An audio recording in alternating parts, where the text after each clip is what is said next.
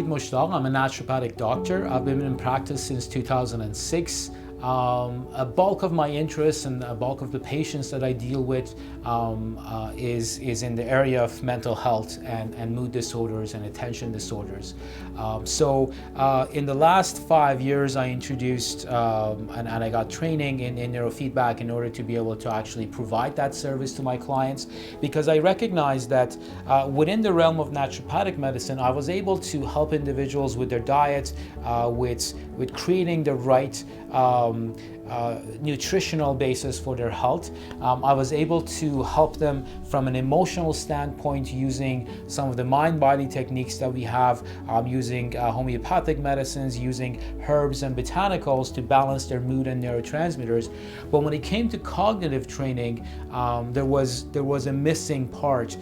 So I brought neurofeedback into the practice in order to be able to address all the 3 levels of health, which is the physiology of health, the physiology of neurotransmitters, the emotional aspects of health, the feelings of it, and then the cognitive ability of the brain in order to be used as an organ of executive function. Neurofeedback is the idea of giving real-time feedback about the activity of the brain in a visual and in an auditory way, so that the brain can learn from that.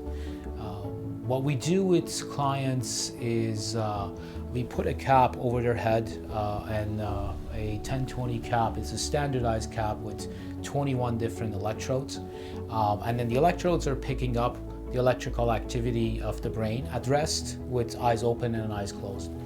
Once we record that EEG or electroencephalogram, then we edit that, and then it's uploaded to a database.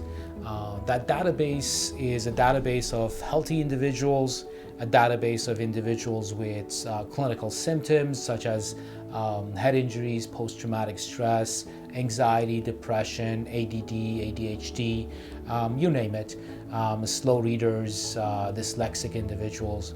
And then a third database, which is a concussion database. We are able to actually record an individual's brainwaves and compare that to these 3 databases to get a statistical sense of which nodes within the brains are underactive or which nodes are overactive. Once we have that understanding, it's as simple as writing a program for the individual, making that personalized so that when they come in attached to the cap, sitting in front of a computer, they're watching a program.